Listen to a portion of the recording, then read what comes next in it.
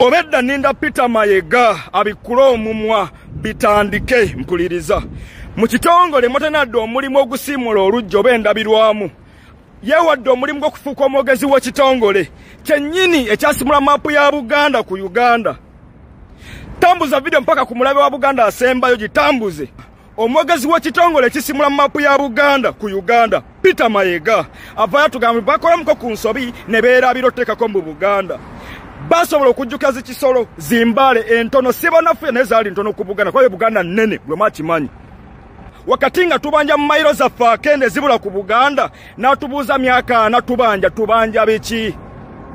N'agattako tutunda ku ttaka tulye ku ssente tweyagale na ssente nga tutunze ettaka.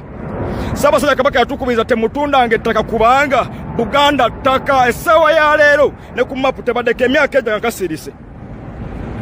Omukulembeze feneza Uganda temutunda ettaka. Buli kinyigiriza Buganda kigikakkanya wansi Peter Mayiga aba asirise. Abavuma Ssaabasajja Kabaka nga mukakkanya wansi aba asirise. Ababuuza ku mbeera ya Ssaabasajja Kabaka bannaye Kabaka omutanda ateredde. Mubeera balabe ba Buganda, mubeera babi. Nyiroka Peter Mayiga bamaze okwetonda ku lw'ekitongole n'amala n'akisonyiwa nga Katikkiro wa Buganda n'akisonyiwa n'enkwata ku mutwe.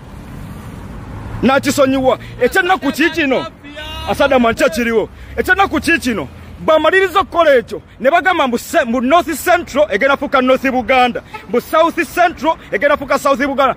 Mayiga totulirako mazi. Mayiga totulirako mazi nkiddamu. Tali Central na South Buganda tetubyagala tuli Buganda emu period. Mbukati ovawa munage munaze ndiwe eri wa North Buganda tuvalwo natudda mukale ka tricky kamwe mbukala te South Buganda bagikani otandika kasatu ina North Buganda byokola mbu mayira kena myaka natubanja biki bye bigambo byo matako bana sagala mutye nangamba yo musemambo nyize Mayiga totulirako mazi totulirako masira Mayiga wesonywe Buganda period. Kati abitagede gamati asadaman make nonya samira nkubulokingirawo tompabula. Yes, oli ku Yugi Update TV kusinzira okubanga otuuliza gwe omukwano gwange yenna ali eyo. Gwe nagambye agala otweyungako agala okweyunga ku channel eno kirira wansi waliwo ekigambo subscribe kikoneko okwonene mukadde temwerabirako na mukadde kubanga akadde ako mukwano gwange kuyambako nnyo kuleetera notification message bwe wabanga aliwo information yonna gye tutaddeko ate buli wo subscribing obeera otufollowinze kitegeeza buli kimu kye tunaateekako ojja kubanga okifuna gwe omukwano gwange leka okipingwe ng'oli updated ku buli kimu ekigenda mu maaso mu ggwanga gwali eyampuliriza abali mu Qatar, Oman, Dubai, Saudi Arabia, abali e Dubai, abali mu US, abali mu UK, abali Canada, abali mu South Africa, namwe abali mu Ndwane Kenya, nalekani menyani, namwe abali mu Asia, matumiddeko nnyo mubali kwekumira ku Yugi Update TV mbezezaawo amayengo gano aga Yugi Update TV.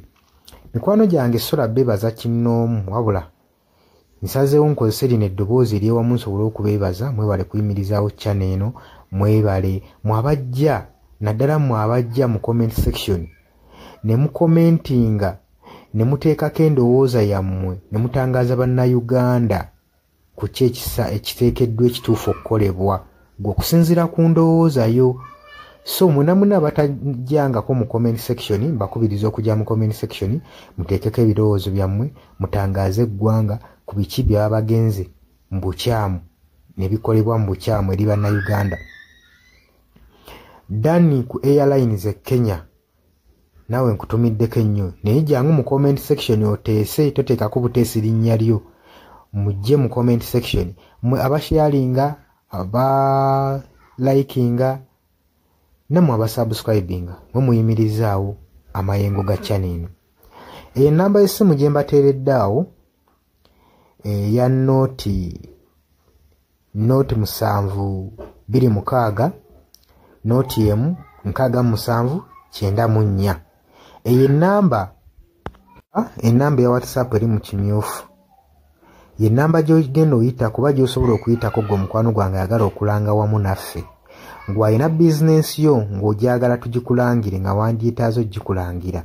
Eyo namba gy'oba oyitako ku WhatsApp osobole okubanga naye bizinensi yo gikuba abantu tugikulangire gwe mukwano gwange ali eyo ampuliriza. Nengenda maaso n'okulabula abantu ku biki ebigenda maaso mu ggwanga naddala ng'akalulu kano aka 2026 katuukuse kengedde. Kati buli muntu alina kubeera vigilant, olina kubeera bulindaala oleme kutunda mwoyo gwo mukwano gwange. Waliwo abatunda emyoyo gyabwe olw'M1,1500 sukaali. Gwe beera ng'omanyi akaseera we kanaatuuka akakuba ballot paper, beera nga manyi omuntu ogw'ogenda okuwa, gw'ogenda ottiikinga, gwe gw'olaba asobola okukulaakulanya ekitundu kyo constituency yo, gw'olaba agenda otwala eggwanga mu maaso. Bannange tusibwa nnyo akatambaala mu mutwe mu biseera nga bino.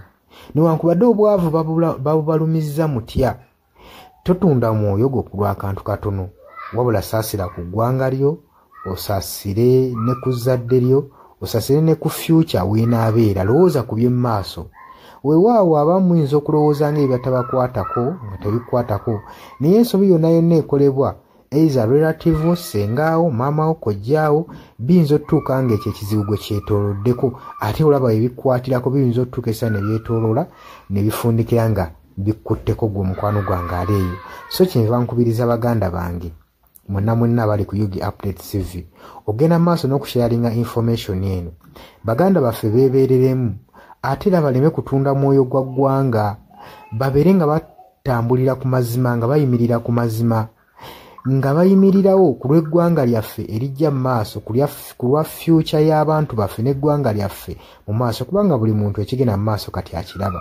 Bw'atalaba kigenda mu maaso nkakasa obeera muzibe.